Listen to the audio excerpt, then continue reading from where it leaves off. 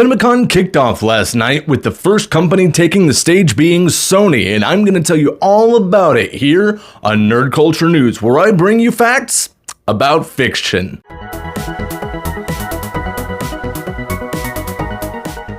Of course, with this being CinemaCon, Sony's going to talk about one of his biggest upcoming movies of the year, Spider-Man: Across the Spider-Verse. Sony showed off about 15 minutes of footage that had not been seen before for this movie, which heavily focused on Miles Morales' mother, who was less of a focus in the first movie, which had more of a focus on his relationship with his dad. I'm actually really excited to see the relationship that he has with his mother and how that kind of plays out, because when it comes to these superhero movies, I feel like if there is a family for the character to have, putting a focus on that family can actually really heighten the movie or even television show when we look at things like Ms. Marvel, which I wasn't excited for, but then after seeing that show and how the family dynamic was in it, made me adore it. And after the first movie of these Spider-Man animated movies, I really actually like the family dynamic that we've seen so far with Miles Morales and his family, including with his uncle from the first one. For the panel, Hailee Steinfeld came out and talked for a few minutes, which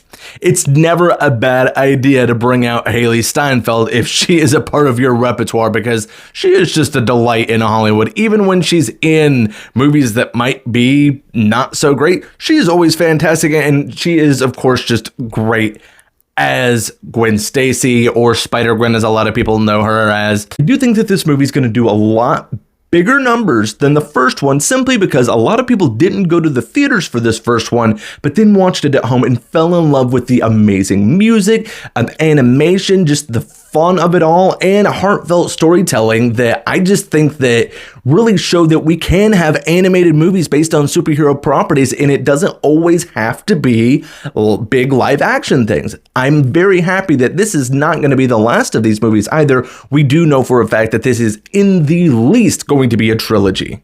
Animated Spider-Man movie isn't the only thing that we're going to be getting from Sony this year when it comes to the realm of superheroes. We also have Kraven the Hunter coming in October, starring Aaron Taylor Johnson. And I can understand why people are a little bit skeptical about this movie, mostly because looking what happened with Morbius, this is kind of a scary thing to think about going forward with a character that is typically seen as more of a villain and how that's going to be portrayed on film. Aaron Taylor Johnson dropped a huge bomb, and we found out that this movie is going to be rated R, which is very fun. In October, we want that bloody gore awesomeness, and apparently that's what we're getting for this movie. It is going to be hyper violence going on in this movie, and I could not be more excited for that. One of my biggest worries is definitely connected with what Sony has done so far with Venom and Morbius, where they've tried to take a character that is typically at best anti-hero, but more of a villain, and tried to make them, oh, well, you're gonna like them. These are actually good guys that are just seen in the wrong way. No, it looks like this is more of a Joker instance where we are seeing the origins of how he really came into being Kraven the Hunter. Even though he was already a hunter before this, we're gonna really see that level of like bloodlust that's going to come from it, and that gets me very excited for this movie because I have been very skeptical up to this point, and I'm still not saying that it's going to be a fantastic movie, but I do have a little hope now, and hopefully you do as well.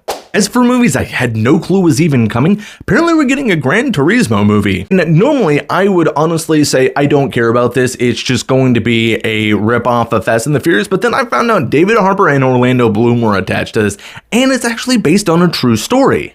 They're not going the Fast and the Furious route of just making some random car chase movie. They're actually going and telling a story about how a lot of the car racing and stuff was incorporated into this video game, from what I can tell. And including David Harbour and Orlando Bloom is just going to really actually make me probably go and see this movie. Maybe. I mean, I do miss the Fast and the Furious actually being about racing quite a bit, so having something like that to kind of fill that void in my heart that apparently just isn't much of a thing in the Fast and the Furious anymore could be a really good thing, especially since it's never a bad thing to see a fun, over-the-top action, high-speed, like, racing scene. And we need our over-the-top blockbuster movies. Not everything needs to be some think piece. I'm okay with just a little bit of turn your brain off and enjoy the action kind of movie, and I have a feeling that this is going to be a big focus of this movie. You remember when GameStop was kind of going under along with AMC theaters? Well, apparently we're getting a movie about how that was all fixed with the new upcoming Sony movie,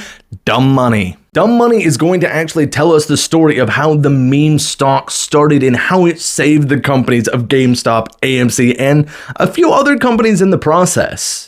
It looks like a large focus is going to be on GameStop when it comes to this, but I do want to point out the fact that AMC, our largest movie theater chain here in America, would have more than likely been just gone at this point, and who knows where the movie theater industry would be at if it wasn't for some goofy meme stock of people just trolling on a bunch of the higher elites that think that they can just go and milk America and never get bit for it. I am actually excited for this movie. We have some huge names in this. We've got Paul Dano, we have Nick Offerman, we have Seth Rogen, and I don't care what anyone says, Paul Dano is one of the best actors in Hollywood, and I will probably pretty much watch anything that he is in. Him alone made me want to watch this movie, but the concept is also going to be highly entertaining, especially if we get something with that like kind of Wolf of Wall Street or Moneyball kind of feel to it, where it's a little bit hyper-realized. I really want that for this movie. I'll admit, I get a little bit of joy out of watching the big man fall, and that's kind of what happened with a lot of this meme stock, where a bunch of like trust fund babies